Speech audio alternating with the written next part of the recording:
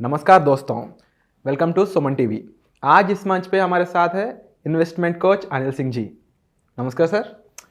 नमस्ते विराट। सर मैं एक सिनारियो बोलता हूँ। मेरा सैलरी है 40,000, लेकिन मैं एक करोड़पति बनना चाहता हूँ। ये सिनारियो पॉसिबल हो सकता है? वाई नॉट, जहाँ चाह है वहाँ राह है। वाह। सो बेसिकली क्या है, हर चीज़ के लिए एक इंतज़ार करना पड़ता है और एक राइट टाइम उसके लिए आता है। सो फर्स्ट एंड फॉरमोस्ट मैं क्या सजेस्ट करूँगा, अकॉर्डिंगली पहली बात तो आप अपनी प्री प्लानिंग करनी चाहिए। See planning is bound to fail. So यहाँ पे क्या होता है, बहुत इंपॉर्टेंट चीज़ ये है कि आपकी जो आमदनी है ऑन अ मंथली बेसिस, जो आप कमाते हो या बिजनेस या फिर सैलरी के थ्रू, उसमें आपका खर्चा कितना होता है। जनरली क्या है ना, हमारी 90% सैलरी जो है घर के खर्चे में या फिर अपने शॉपिंग वाले खर्चे में ख़त्म हो जाती है। और EMI भी है। एब्सोल्युटली। तो इसमें क्या होता है, मैक्सिमम पॉसिबिलिटीज़ होती है। अगर आप एक 40,000 रुपये कमा रहे हैं तो शायद आपके पास महीने के अंत में शायद 1,000 रुपये भी बचना मुश्किल हो जाती है। बहुत मुश्किल है, क्योंकि सिर्फ आप प्लान करते हो, प्री प्लान नहीं। तो इसीलिए मैं कहता हूँ pre planning is very important. तो समय रहते अगर आप एहतियात बरतेंगे तो बहुत बहुत आपको फ़ायदा पहुंचेगा। वो कैसे, मैं आपको दिखाता हूँ, मैं आपको समझाता हूँ पूरी डिटेल में। देखिए, फर्स्ट एंड फॉरमोस्ट आपको बनना है करोड़पति। तो आपका point is that you want to become a nice wealthy person. एक करोड़पति बनने के लिए क्या करना चाहिए, आपका इन्वेस्टमेंट जो हार्ड अर्न मनी है, what you are earning every month, तो उसके लिए आपको उसको बचाना बहुत ज़रूरी है। क्योंकि अगर आप हाई रिस्क में अगर आप चले गए तो डेफिनेटली आपका पैसा लॉस में भी जा सकता है। तो आप क्या करोगे, एवरी मंथ एक destined kind of an investment plan करना चाहिए। What is the destined means?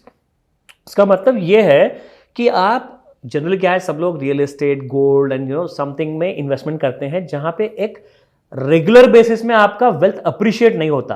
तो मैं आपको सजेस्ट करूंगा एक अच्छे खासे 4 डिफरेंट ऑप्शंस में। वो 4 डिफरेंट ऑप्शंस है, either a equity based mutual fund, और a bond related mutual fund, a third one would be money market fund होगा। तो ये सारी चीज क्या है, मैं आपको विस्तार में समझाता हूं। एक डाउट है सर, ये सांप्रदायिक जगह है ना, गोल्ड और मनी, गोल्ड और लैंड, ये आप बोला ना जी, ये कितने बेहतरीन है वो सांप्रदायिक जगह से? देखो एक्चुअली क्या है ना, आपको जो रिटर्न्स होती है रियल एस्टेट में या फिर सोने में आप जो इन्वेस्टमेंट करते हो, सालाना तकरीबन आपको एवरी ईयर एक डोमिनेटिंग काइंड ऑफ रिटर्न्स नहीं होती है। समवेयर अराउंड सम ईयर्स में आपको 5% होता है, सम ईयर्स में आपको 10% होता है। सिर्फ 5%? एब्सोल्युटली, बिकॉज गोल्ड इतना कंजर्वेटिव काइंड ऑफ इन्वेस्टमेंट है basically on a annual basis. अगर आप पिछले 10 साल का डेटा उठाकर देख लेंगे तो आपको दिखाई देगा कि गोल्ड हैजंट मच अप्रिशिएटेड। लेकिन इक्विटी मार्केट्स, म्यूचुअल फंड्स के जो रिटर्न्स है, मैं आपको बताऊंगा, आप आश्चर्यचकित हो जाओगे। क्योंकि पिछले 10 साल का डेटा अगर आप देखोगे तो मिनिमम 12% से लेकर के 40% का रिटर्न दिया है। सर ऐसा अच्छा है सर? एवरी ईयर मैं आपको पूरी प्रूफ मैं आपको गूगल में जा करके आप देख सकते हो। सोने का 5% आया है और म्यूचुअल फंड्स का 12%।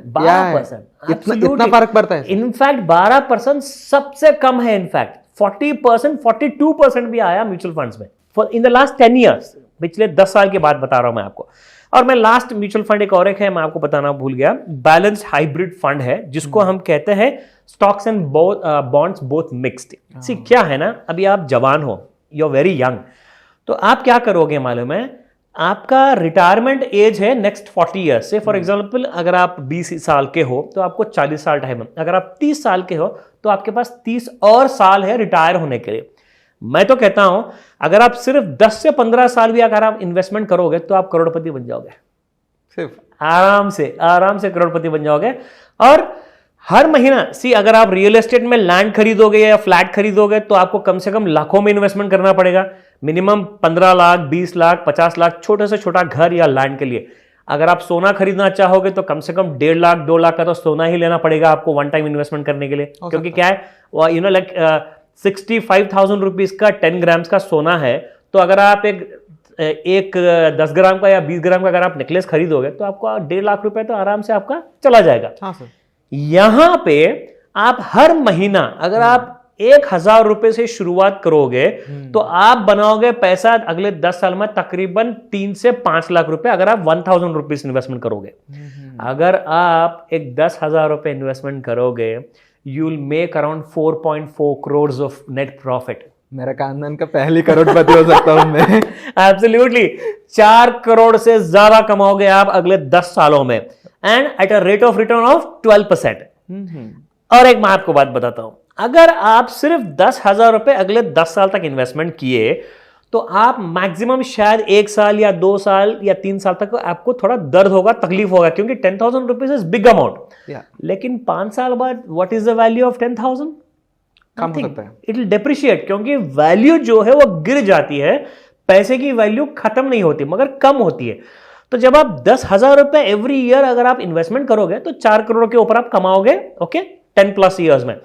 Now the secret I tell you, एक आपको सीक्रेट बताता हूं। अगर आप इन्वेस्टमेंट फर्स्ट ईयर में एवरी मंथ 10,000, सेकेंड ईयर में every month 10,000 plus 10% of your salary appreciation, क्योंकि एवरी ईयर हमारी सैलरी एक कम से कम 10 से 15% तो बढ़ेगी ही बढ़ेगी।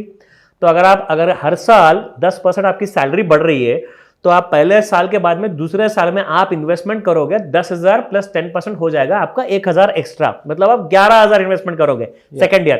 थर्ड ईयर में 11,000 प्लस 10%, तो उस हिसाब से आपका रिटर्न होगा मोर देन 10 करोड़। सर ये कंपाउंडिंग का मजा, that is power of compounding. सच बताया आपने Virat.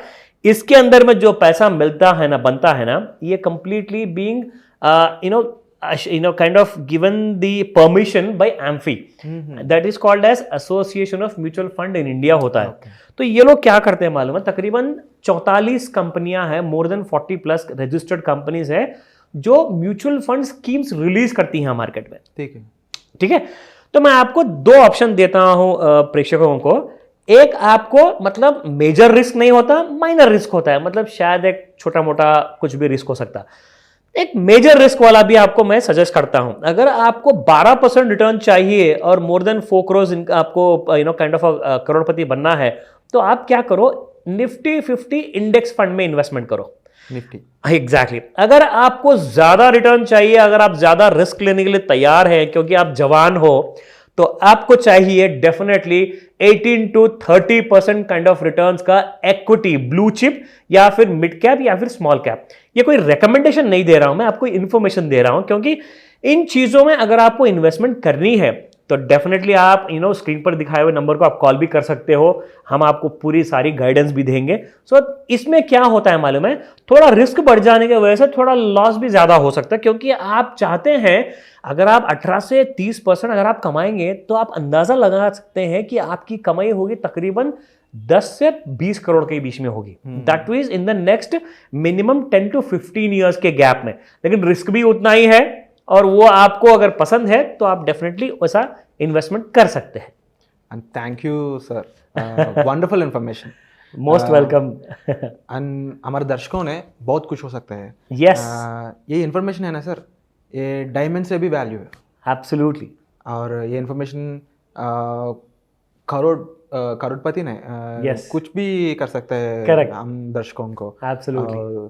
Once again thank you so much for Most welcome. Wonderful information sir. Welcome Virat. और दर्शकों, ये वीडियो आपको अच्छा लगे तो जरूर कमेंट कीजिए और लाइक कीजिए और सब्सक्राइब भी कीजिए। अगले एपिसोड में कल मिलेंगे।